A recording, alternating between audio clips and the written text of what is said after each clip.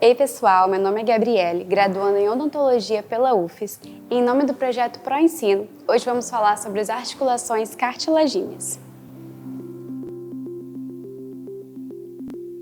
As articulações cartilagíneas recebem esse nome por apresentar um tecido cartilaginoso se interpondo entre as peças ósseas que se articulam. Esse tecido confere uma maior mobilidade quando comparamos ao movimento das articulações fibrosas. Contudo, quando comparamos com as articulações sinoviais, o movimento nas articulações cartilagíneas é bastante limitado. As articulações cartilagíneas são divididas em dois tipos: as sincondroses e as sínfises. Nas sincondroses, a união entre os ossos ocorre por meio de uma cartilagem do tipo hialina, como vemos entre o manúbrio e o corpo do externo. Já nas sínfises, a união ocorre por meio de uma fibrocartilagem, como entre os corpos das vértebras. Vamos começar pelas sincondroses, cuja principal característica é a presença da cartilagem hialina entre as peças ósseas.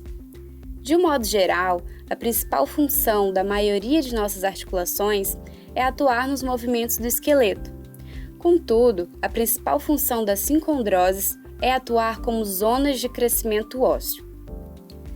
Nesse processo de formação óssea, os condrócitos, localizados na cartilagem hialina da sincondrose, passam por uma série de transformações. Primeiro se proliferam, depois se hipertrofiam, para logo em seguida começar a mineralização da matriz cartilagínea, com a apoptose dos condrócitos. Nessa fase, já é possível observar o aparecimento do tecido ósseo. Quando essa ossificação ocorre a partir do centro da cartilagem, o osso cresce simetricamente em ambas as faces da sincondrose, com a mesma velocidade. Já em algumas sincondroses, a taxa de crescimento é muito maior em uma das faces. Assim, com base na taxa de crescimento, podemos dividir as sincondroses em simétricas e assimétricas. Uma outra característica interessante das sincondroses é que algumas se localizam no interior dos ossos. Nesse esquema, é possível observar uma lâmina de cartilagem hialina entre a epífise e a diáfise de um osso. É a lâmina epifisial. Assim, de acordo com a localização, as sincondroses são divididas em dois tipos: a intraóssea, quando ela ocorre entre partes de um mesmo osso, como vimos entre a epífise e a diáfise dos ossos longos, e a interóssea, quando ela ocorre entre dois ossos diferentes, como vemos aqui entre o osso esfenoide e o occipital.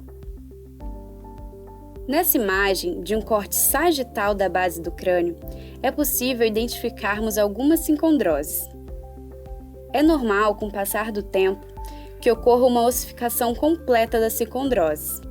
Algumas se ossificam já na vida fetal, ou logo após o nascimento, como a sincondrose interesfenoidal. Outras, durante a infância, como a sincondrose esfenoetimoidal. Porém, algumas persistem até a idade adulta, como a esfeno-occipital.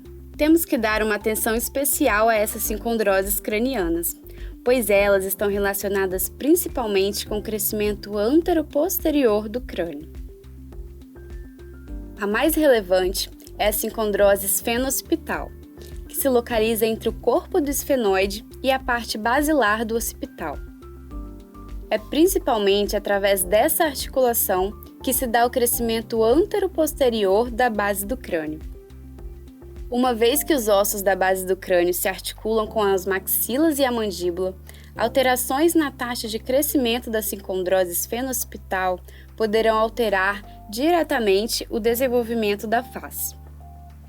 Nesses cortes tomográficos, veremos diferentes estágios de ossificação da sincondrose esfeno-occipital. No início da adolescência, é possível notar o espaço ocupado pela cartilagem hialina, que vai progressivamente diminuindo com o avançar da idade. Ao final da adolescência, a sincondrose está quase que completamente ossificada, restando no adulto apenas uma linha mais hiperdensa, marcando o lugar onde existia a cartilagem hialina. Fora do crânio, As sincondroses são especialmente importantes nos ossos longos. São elas as responsáveis pelo crescimento e comprimento desses ossos. Nessa imagem, de um raio-x da região do joelho de um adolescente, podemos notar uma área mais radiolúcida. Esse é o local da lâmina epifisial. Contudo, ao final da adolescência, a cartilagem epifisial se ossifica por completo, cessando o crescimento do indivíduo.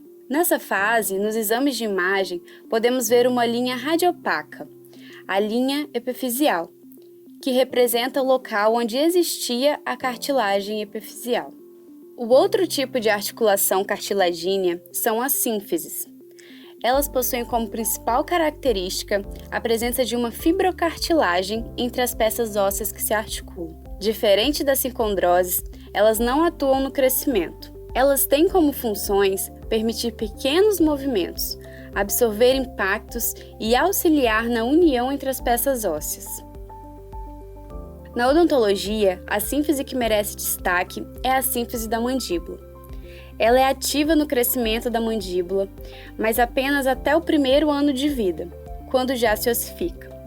Devido a isso, e também por ser histologicamente diferente das outras sínfises, talvez denominá-la de sínfise não seja apropriado. É isso, pessoal. Espero que tenha aproveitado a nossa aula sobre articulações cartilagíneas. Caso ainda tenha alguma dúvida, é só deixar aqui nos comentários que responderei o mais breve possível. Até mais!